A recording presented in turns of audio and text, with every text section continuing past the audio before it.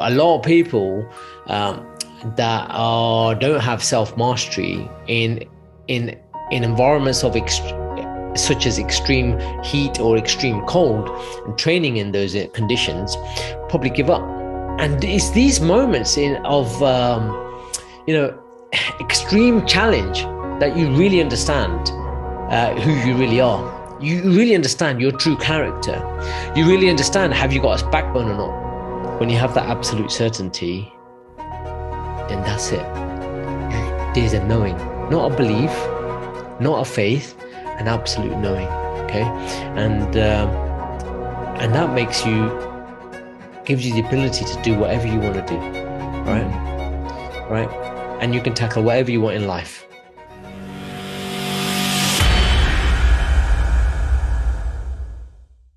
Welcome to another Martial Mind Power podcast. I'm Jatinder with Sifu Lak, and today we're going to be going through the amazing book. But before we get into that, Sifu Lak, as always, how's your week been? Very good, very good. The sun's shining out today. Weather's kind of looking up. So great, man. Spent the weekend riding around on motorbikes in the rain. So rain or shine, man. You got to make the most of it. Everyone loves the sunshine, but what about when it rains? So it's been good. It's been good. What about you? Yeah, I think talking about motors, been driving around in motors. So that's been quite cool. Yeah, but yeah, all good. Back on track with things. So looking forward to it. So shall we jump in? Do it. Just thinking without thinking. As always, we shall stop. And what's come up? Oh, okay, Lex, this is page 656. And I'm going to ask you to check, but I have no idea how to even pronounce this. All right. It's so this koan, right, is called sochu-geiku, kang-geiku. Right, sochu-geiku, kang-geiku. All right, so this is something from the Kodokan, which is the headquarters for the Judo Institute in Tokyo. All right, so it's a picture here. You can see it's a picture of It's a picture of a leaf with a green backdrop, a green leaf. Or a kind of a needle of a tree or of plant, with a dewdrop that's just about hanging on to the end of that pine needle. Okay, yeah, it's like a pine needle stroke leaf. Okay, and within the actual dewdrop is the reflection of everything around it. All right. So, any idea, Mr. JT? I got no association in my mind coming with those words at the moment. I'm just trying to think, but I'm not supposed to be thinking. The feeling I'm getting just by hearing those words is just that. I don't know, something new, man. Something new. Well, you know what? This is one of those koans which is probably best served if read.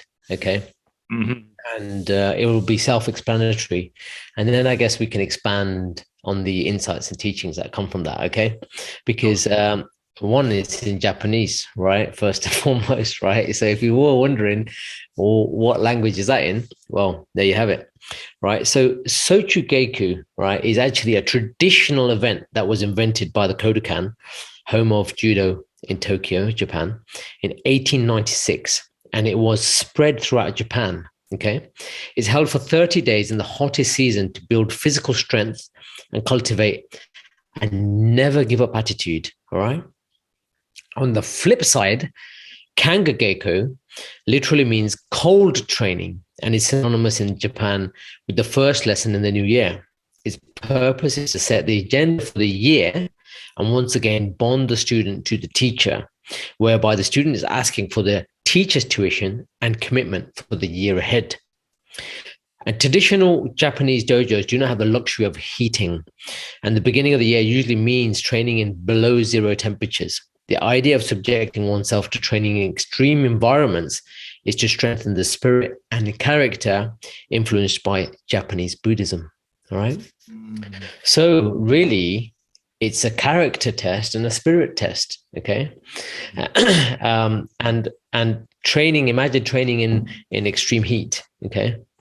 In Japan over 30 days, that's going to be taxing as it is. And then training at the beginning of the year as an initialization, as an induction into the new year, as a means of marking an initiation of the student asking the teacher to renew his studentship, okay, with the teacher, and then enduring this below zero extreme cold environment training, okay, as a means to pave the way for the following that new year. Okay, so imagine, training in extreme heat or extreme cold. Either way, extremely uncomfortable. Okay, either way requires you to get out your way.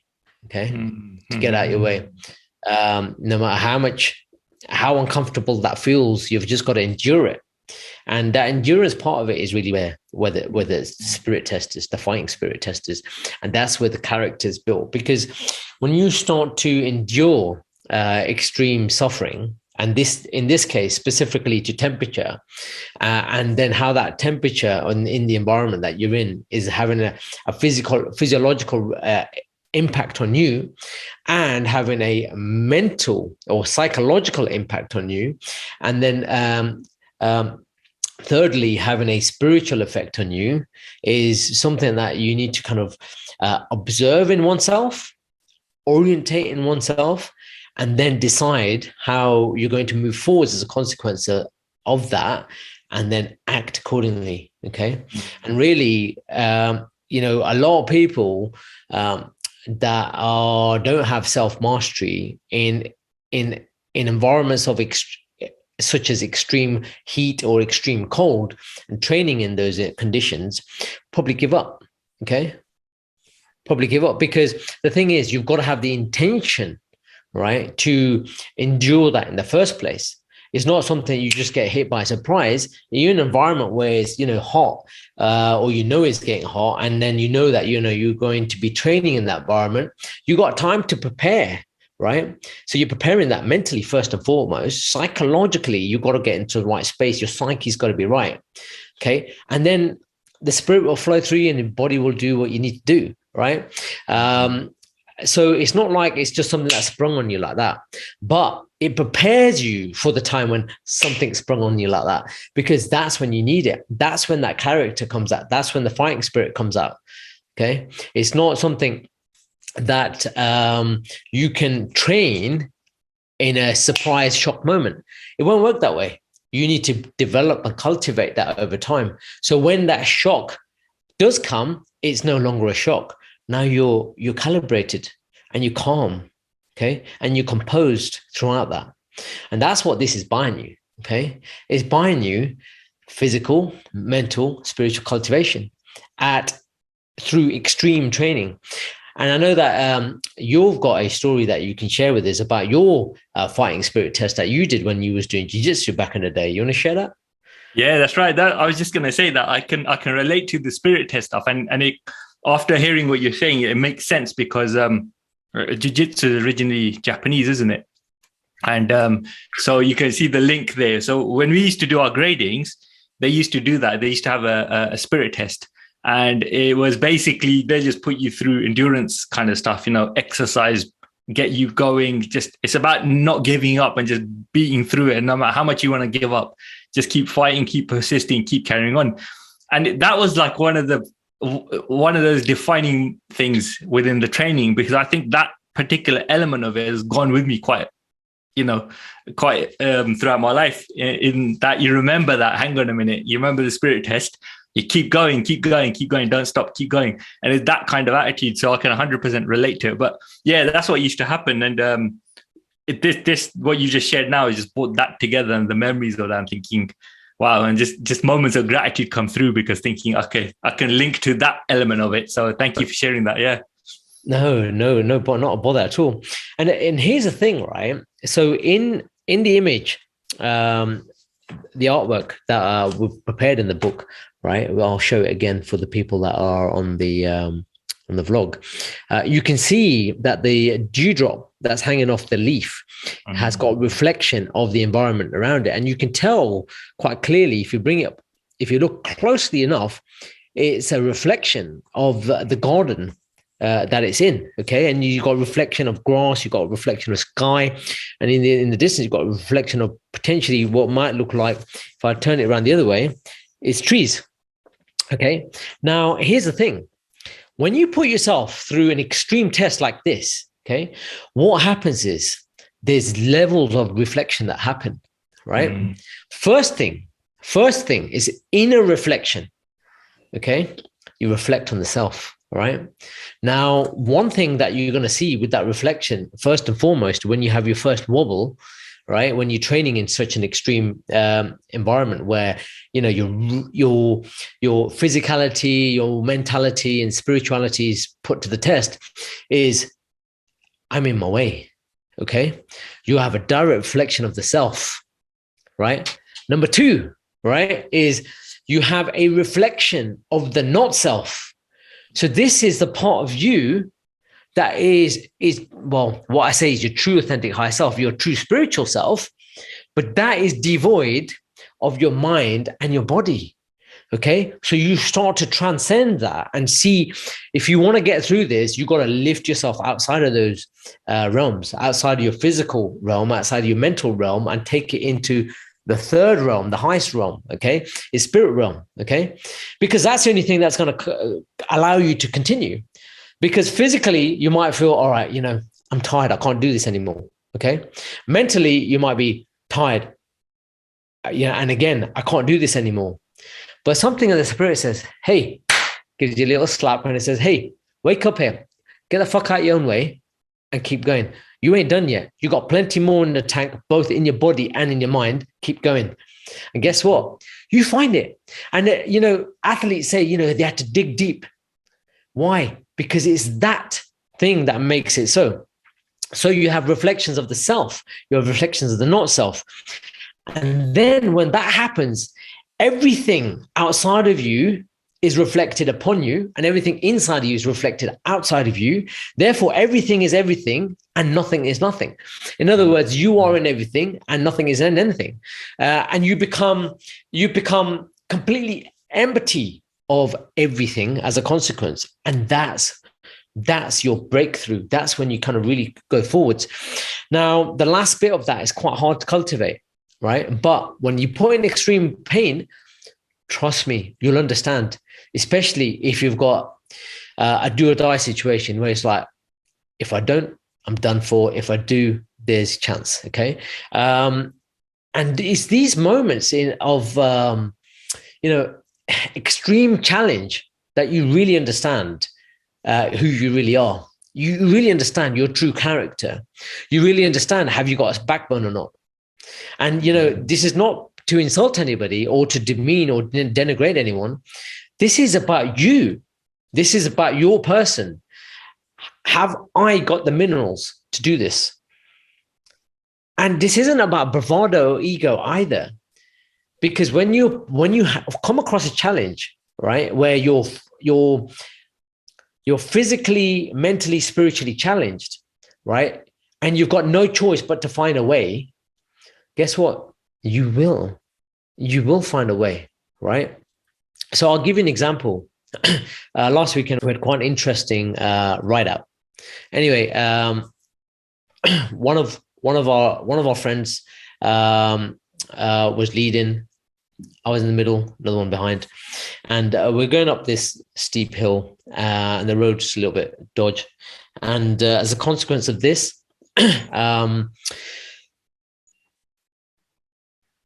the road is so kind of buckled as as a consequence of all the wear and tear over the years, as part of this mountain pass, when we eventually got to the top, we took a break, and there was a moment of realization that, hold on a minute, right? Coming up this hill was really difficult. Okay. Going down the hill is even harder. And these twisties are so tight that you're literally doing U's on yourself. Okay. And the road's cambered. So it's not flat, it's cambered, so it's leaning in and out. On top of that, the road's buckled, so it's kind of like raised in the middle with a lot of potholes and bridges and so on. So it kind of catches a bike and destabilizes your bike and so on. So it's hard to go around. So at the top of this mountain, we stood for a moment, took out 5 minutes, and there was a moment that where I contemplated the idea of, should I go back down the way I came up? But that was challenging anyway. And how am I going to get down if I keep going forwards? And in that moment, I had a realization, and that realization was this thought just hit me while this chaos was going in my head. And this was, well, Lak, you can operate through fear, which means when you go down the hill, whichever way you go, whether you go back or you go forwards, that the fear is going to cause you more harm, and you potentially could end up having an accident. Or you could operate through love, and remember, you came here because you love this shit, and embrace the crazy and go and do it anyway. Right. So, and at a moment I had that realization. Again, it wasn't me. It was just like a thought that hit me. At the moment I have felt that, I was like, all right, lads, put your helmets on. Let's go. We're going to finish this. And we did. And, when you finished it, and after that, it's like, oh, is that it? Okay. So sometimes is, as I like to say, don't fear the fear itself. Right. But in fact, embrace the energy the fear is feeding you and use that to do the thing that you love. Okay. Right. But in that moment, the top of that road, right, there was a moment of self-reflection. Okay. There's a moment of, it was a true fighting spirit test there, right there. I knew it wasn't physical. I knew it wasn't mental, even though the mind was going, right. It was spiritual. After all of that, that's what it was. And it was the spirit that held me to continue, because I could easily give up. All right. So there's my kind of like most recent encounter of how I was tested spiritually. And to me, I felt like it was a true spirit test. Mm-hmm. Yeah, that's fascinating. I mean, I'm sure everybody's gone through those situations where that's happened. I'm trying to recall anything recent, but nothing's coming to mind at the moment. and you know what? It's one of these things that when these moments happen, these real intense challenges happen, it will put you back up against the wall. There's nowhere to go. There is nowhere to go. Okay. All right. And that in those moments is where your martial mindset, your martial mind power, as I like to call it, comes to the fore. Okay. And that's where you've really got to, as a martial artist or as a practitioner of the martial mindset and martial mind power, is to allow that to help give you the clarity and the calmness that you need in order to make the decision. But most importantly, remember that my decision wasn't a physical or a mental one. It was something that was driven by spirit, hence the fighting spirit test, or spirit test in this case. And when that happens, what happens is you start to build character. Now I know I could do that road, right? I've survived it. I enjoyed it. I feared it even, right, as part of that process. And now that's developed some characters as part of who I am. It's given me the ability of reinforcing my self-belief, first and foremost. Not that I didn't believe I could not do it in the first place, but the fact that at that moment, I had to think, is it possible? Yeah.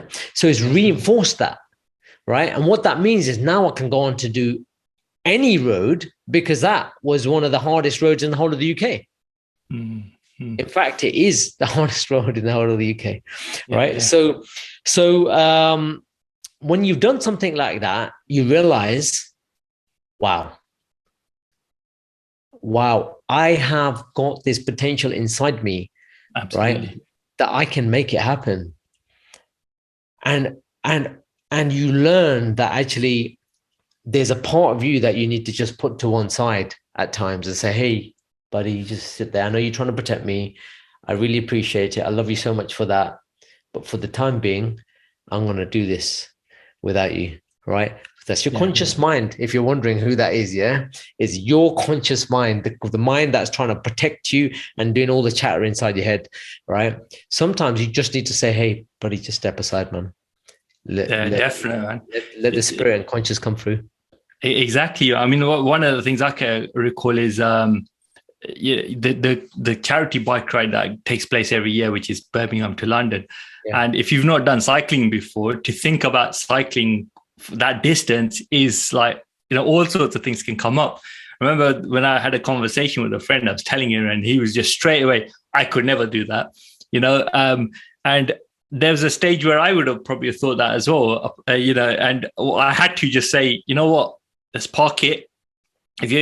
No point in saying I'll do it next year, make that decision to do it. And then it was, okay, let's go ahead and do this. And then what you realize is you go in that direction and all these doors start to open, all this new world becomes known to you that you didn't know before. But it's so right. You're talking about like that chitter chat that goes on, because you're going out your comfort zone. You're going into a realm where you've got no association with things, right? So your brain's not necessarily sure what to do.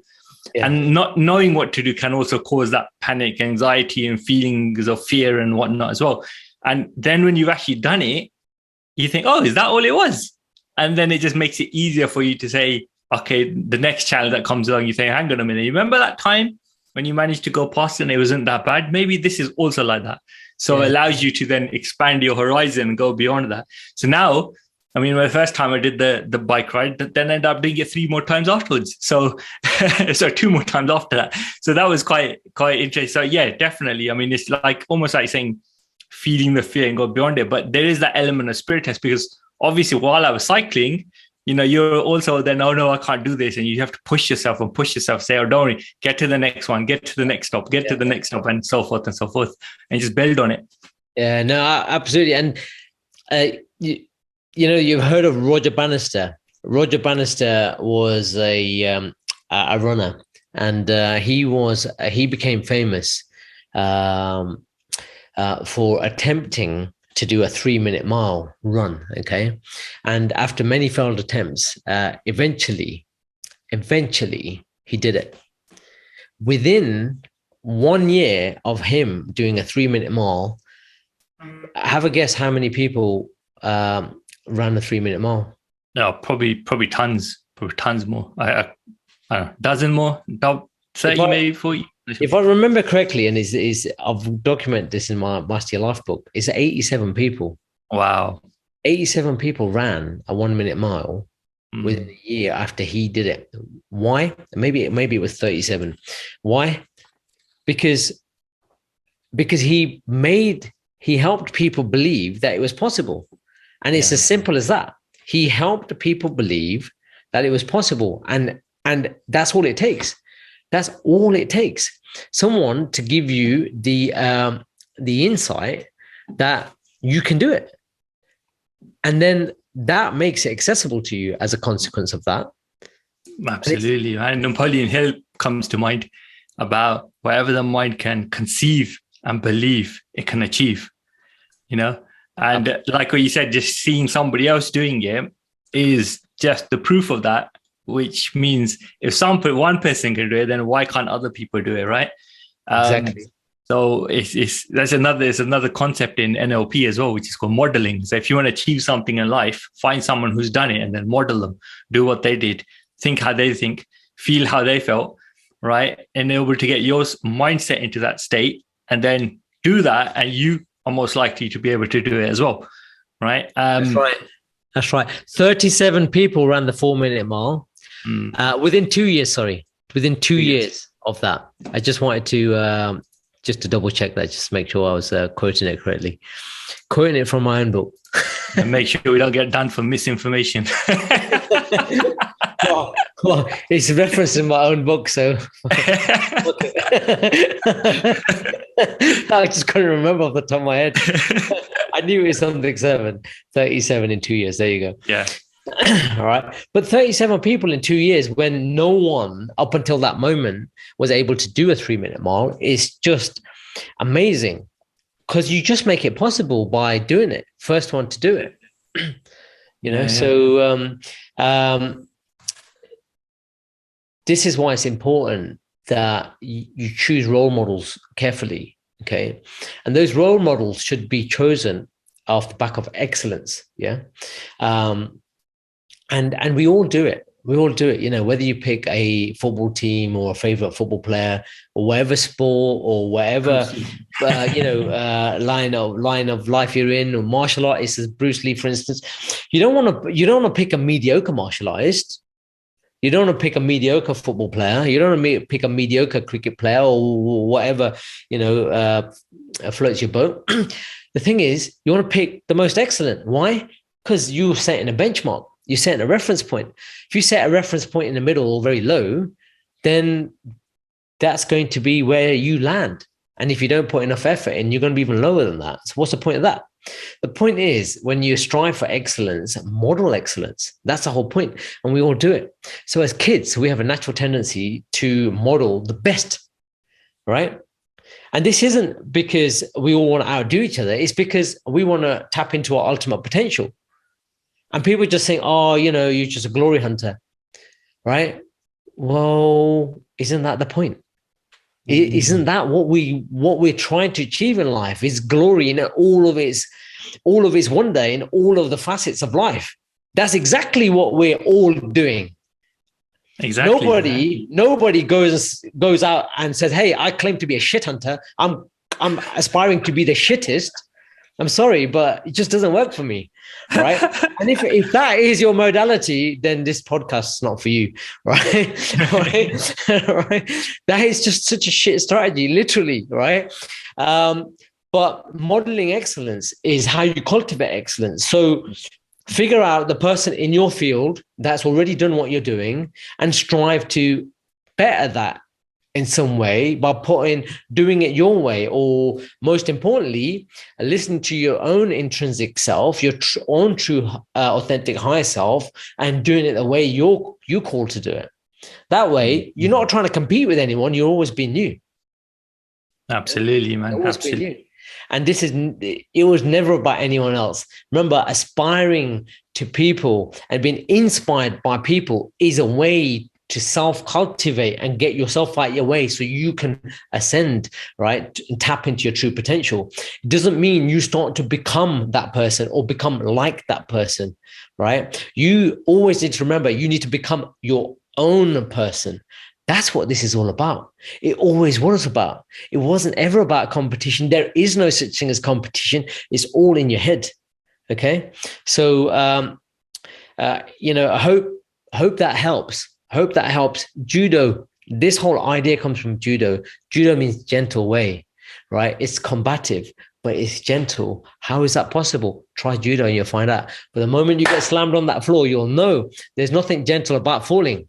But you're not the one that's taking a hard fall. You're the one that's actually given a hard fall, like a takedown. Or if you do fall, you roll gently, right? So everything you do, there is gentleness and there's calmness and there's a fluidity in that movement, okay? And that all comes by understanding who you are, understanding and having connection to your spirit, having understanding and connection to how that spirit can permeate your mind and your body, okay? Because when that's flowing, everything's flowing. When this is stuck, when your spirit is stuck, this becomes jammed, your body becomes rigid, okay? Ain't gonna work. All right. So let the energy flow, let your spirit flow. Okay. Your mind will flow and your body will flow. Okay. You need to cultivate aspects of your being, all three of those elements holistically. Go out there and do the work, man. Become supple, loosey goosey, as I say, and go and achieve your ultimate potential. And most importantly of all, as an exercise you can do is just think about the thing that you think is the biggest challenge in your life. And I mean, truly put your back up against the wall, biggest challenge in your life, and think about how you're going to get yourself out of the way. Ask your critical faculty, your conscious mind, excuse me, can you just step to one side? And then just visualize that moving to one side. And now there's nothing in your way. What are you going to do? Ask yourself what you're going to do, right? And then listen to your gut, listen to your heart, go do it. Remember, we've already asked the mind, conscious mind, to move to one side. We don't operate through mind anymore. We operate through spirit. That's why we ask your gut, your intuition, and your heart which way to move. Because when you've got no answers, you've got to listen to the answers within you. All right. Yeah, definitely. I mean, that reminds me as well that when we come to those choices, it's a moment of decision as well, isn't it? Like, and the word decide actually means to kill off everything else. So you just focus on that one thing in a way. So, the moment we decide to do it is the time when your conscious mind goes, okay, I'm not going to make no more noise now. Let's go ahead and give this a go. All right. And you presently go into that moment, and you'll be surprised. You'll be surprised what comes out of it. Just feel it and just go with the flow, isn't it? Absolutely, man. Absolutely. Guys, the only thing I can encourage you to do is really face yourself, right? and go through that process, because you'll cultivate spirit. Once you realize that, there's nothing that really can stop you attaining anything you ever want to attain. You'll develop this sense of character where you become fluid with it all. Okay. There is now no need for ego. There's no need for bravado. There's no need for showmanship as a consequence of that in an egotistical manner. That is, it's just is. And you have this, what's the way to describe this? I'm trying to pick the right word. A certainty, an absolute certainty. Okay. When you have that absolute certainty, then that's it. There's a knowing, not a belief, not a faith, an absolute knowing. Okay. And that gives you the ability to do whatever you want to do. Right. Right. And you can tackle whatever you want in life. Right. So, we all have these moments. Yeah. Say that again. Sorry, Lex. I said we all have these moments. We all have them. Yeah. You're presented time appropriately. All right. So welcome these moments, cherish these moments, relish the moments. Okay. And absorb the learnings. Really allow those learnings to kind of really permeate your body, permeate your mind, permeate your spirit, and allow you to transcend that. Okay. And that's really, hopefully this gives you an idea of what a fighting spirit test is really about and how it works, and some different examples that we've presented and discussed on how they may appear in your life, and give you an idea on how to approach that. Okay, so hopefully, yeah, definitely helpful. Yeah, I was just going to say, when you're sharing that as well, that there's no harm in trying something in a different way, to think differently, to do things differently, and trying new things as well. If you ever get stuck, do something in a different way that you haven't done it before, because that could open you up to new experiences as well. And it goes in with this, because you ask that question, what else can I do? How else can I do this? And the answer will come to you, So yeah, never be afraid to try something different in that good context, not all the way. Well, just to add to that, we all have fear in us. There's a physiological response, like when you get hungry or when you get thirsty, when you're presented with danger, your physiological response is your adrenaline, okay, which we associate refer to as fear. Now, you can't switch it off ever. It's always going to be there, right? And think about it. When you're thirsty, you don't feel nice. When you're hungry, you don't feel nice. When you're in danger, you don't feel nice. Okay. Either way, all the three physiological responses are uncomfortable. But what we have to do is learn to be calm, learn to be zen, whether we're thirsty, hungry, or in danger, okay? In order to make calm, calibrated, clear decisions with complete composure, okay? Right? And certainty, okay? Mm-hmm. Certainty, you have to have certainty before you can move forwards with things. If you don't have certainty, then you're going to hesitate. Think about that, right? And only then can you move through that, all right? So even if you're afraid, don't worry about it, right?